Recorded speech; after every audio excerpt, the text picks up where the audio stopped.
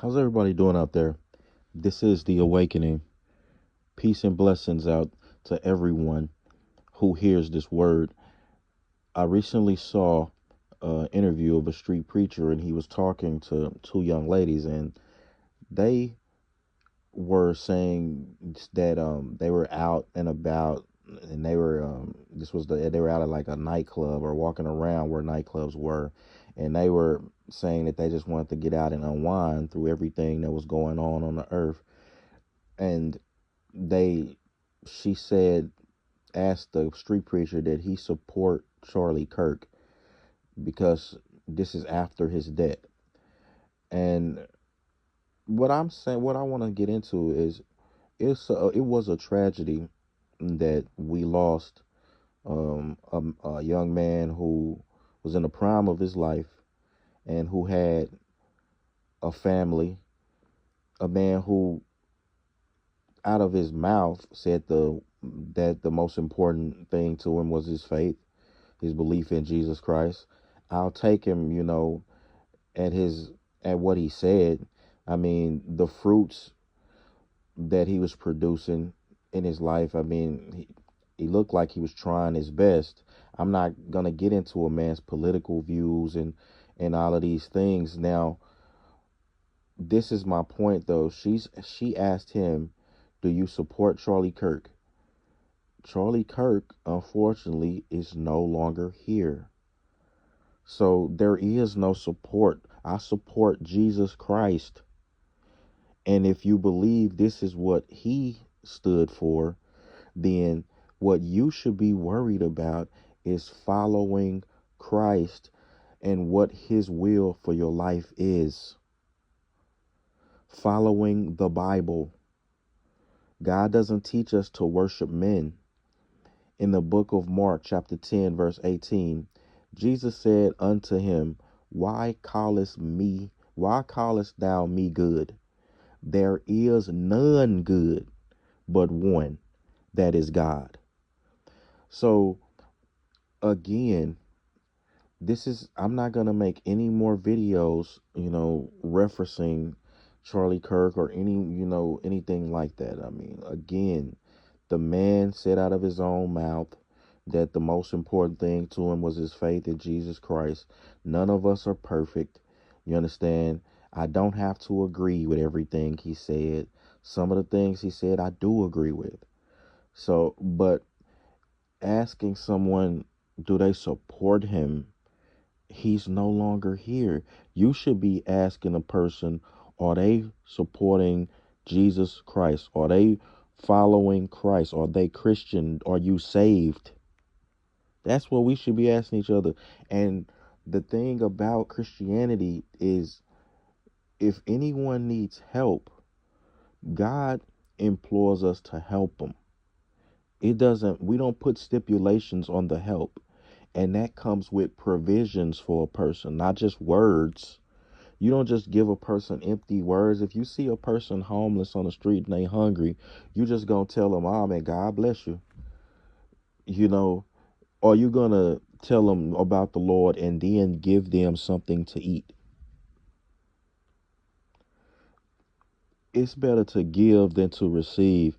Like people who have an abundance of things, that's why so much greed in the world. See, greed, gluttony, um, jealousy, all of these things exist in the world. These things are of Satan. Look at how the people with it's people who have billions of dollars. They not helping anyone. They can come solve. If you think that it's problems on the earth, if it's a problem with a black problem or a poverty problem, a problem with homelessness, these problems could be solved. Like, if people if people really wanted to get to the bottom of these things and help these people, they could do it. Even with the plight of black America. For years upon years, for hundreds of years, there has been a disparity. There's been a group of people who weren't allowed to do certain things. So a group of people who were oppressed and discriminate. This is just history. This is proven history. Who have been oppressed, just like the Israelites were in Egypt. This group of people were enslaved, taken from their homeland. They weren't taught. They weren't taught the proper gospel. They weren't. They were given things like the slave Bible. When they were free and built their own things, people came and destroyed it.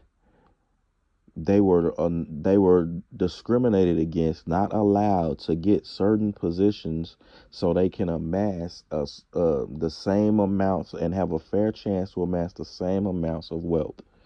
So in the Bible, in this book here, God visits the sins of the fathers on the third and fourth generation.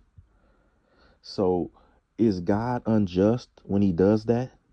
No, he's wise. He has wisdom and understand how generations are affected by the things that happen before them. They are affected. And it's up into the third and fourth generation. Look at the third and fourth generations of blacks who've been removed from slavery.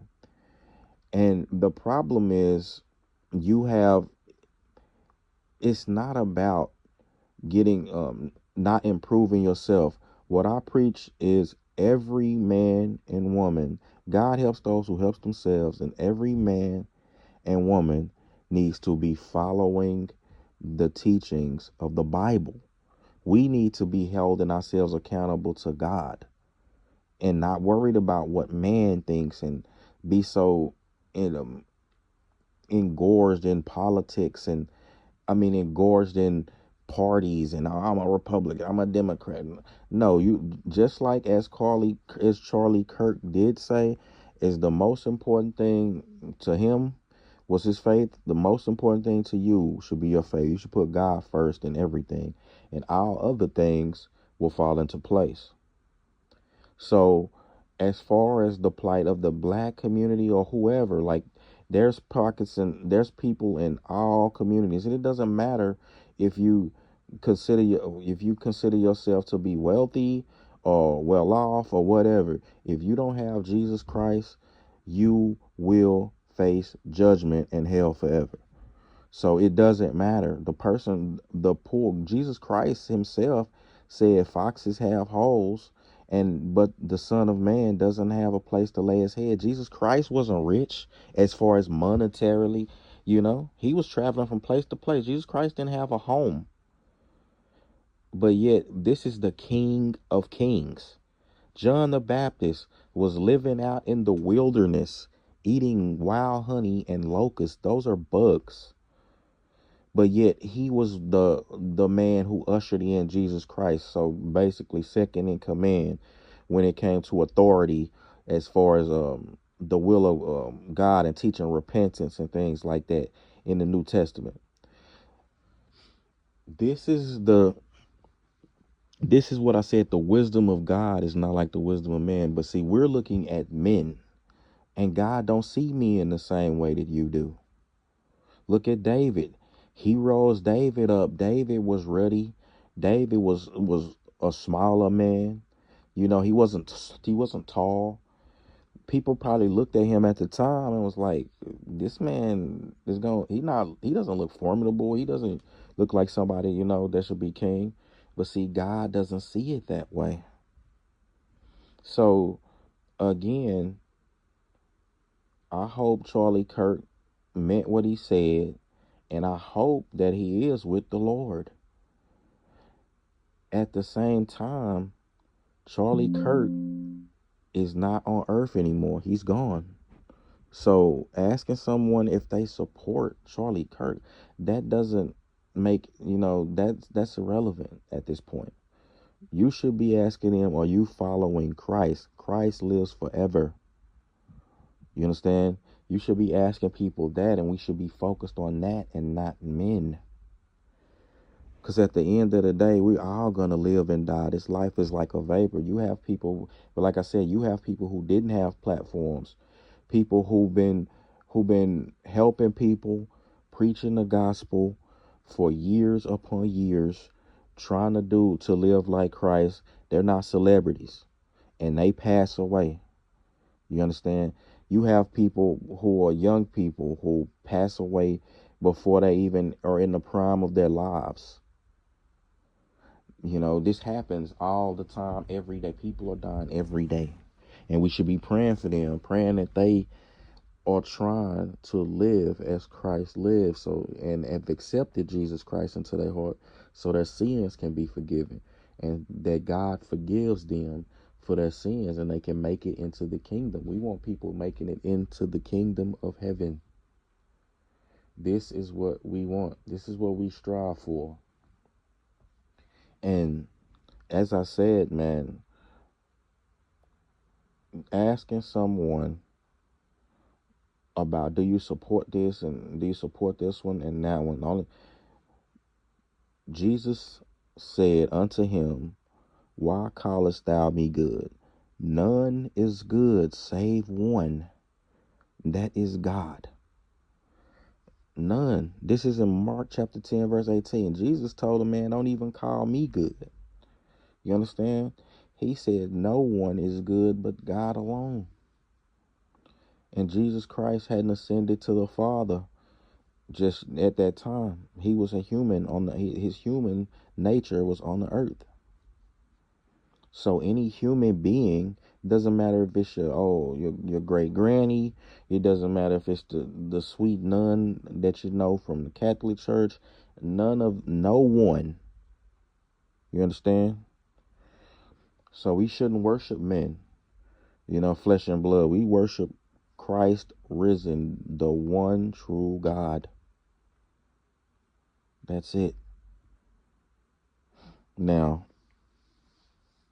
we have at the end of the video though, the man, and that's what the street preacher was telling them, that those two ladies need to get out of those streets. They need to get out of you out here. When you out in these places where walking around in these bars and walking around downtown where all of these clubs and stuff is, even though you may not go into the club, you may not, like, you're just being in that environment at that time, the devil's hour, and as they say, but being out at certain places at certain time, it puts you in the devil's field. So it puts you in a place where danger can occur, where it will be easier for the devil to tempt you. It puts you in places where it be easier for the devil to use people to touch you or to, affect you in certain ways, or even harm you, because you're out there and you look like you don't have to not be among people, like, but it's just at certain times and certain places and certain people, like when you're out again in the devil's field, it's easy to get touched. It's easy for the devil to try to use people to distract you or cause you harm again. So the Lord says, come from among them, come out from among them. Doesn't mean again that you can't go live your life. But when you're in places where people are committing debauchery, sin, where sin is prevalent, you shouldn't, it's not smart for you to be in those places. It's just not smart spiritually, and it's not smart, for if you're just thinking practically. So that's all I'm going to say on that. And again, we should be praying we should never celebrate anyone's death. We should never do that. We shouldn't celebrate death, but Jesus Christ says, let the dead worry about their own. God is a God of the living. You understand? So if you want to honor the dead, what you should do is follow God and treat people the way Jesus Christ wants you to treat people, the way he lived, helping people. Quit bickering back and forth with people. Take hatred out of your heart, no matter what race or color you are. You understand? Take that out of your heart. Take jealousy out of your heart. Take unforgiveness out of your heart. Take fear out of your heart. Take doubt out of your heart. Doubting your fellow man. Always take, you always having assumptions about someone, judging them before you even meet them. Take that out of your heart. Bigotry. Take take arrogance out of your heart. You understand? Being arrogant is something is a trait of Satan. Pride. Take pride out of your heart. That's a trait of Satan. Take greed out of your heart. You always worry, you hoarding things, always worried about, oh, I can't help this person. I got my own problems. I don't, or I can't help this person. I'm just going to sit on this. You never know what's going to happen. So I'm going to sit on this abundance of money that I have. Take, I can't help anyone. They should help themselves. If you see, again, you see a person starving on the street, God doesn't call you to to start debating within yourself why they got there, or what did this. If you can help them, and you're not just gonna be like, look, oh, you're hungry, man. Oh, well, God bless you, and drive off. If they starving, no, you gonna go get them something to eat. You understand? Ask them, do you need something? Do you need something to eat, man? Is it like that?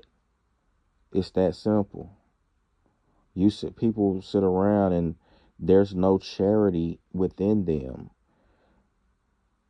When God says, when Jesus says that if you help one of these people, when you saw me starving on the street, or you gave me something to eat, when you saw me when I didn't have clothes, you clothed me.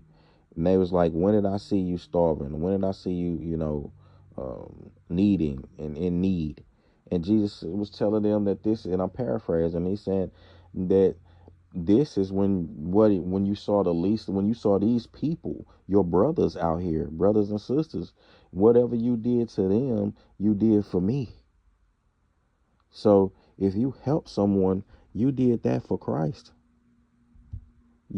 Jesus told you, foxes have holes. I don't have a place to lay my head. Like, people, when Jesus went to and held the Passover with his disciples, he didn't hold it in his own house. Someone allowed him to do that. They opened up their home to Jesus Christ. And that's for y'all. Like, people don't, oh, you opening up your home? Would you open up your home for someone who needed it? You won't even do that for your own family members. And you call yourself a Christian. Will you open up,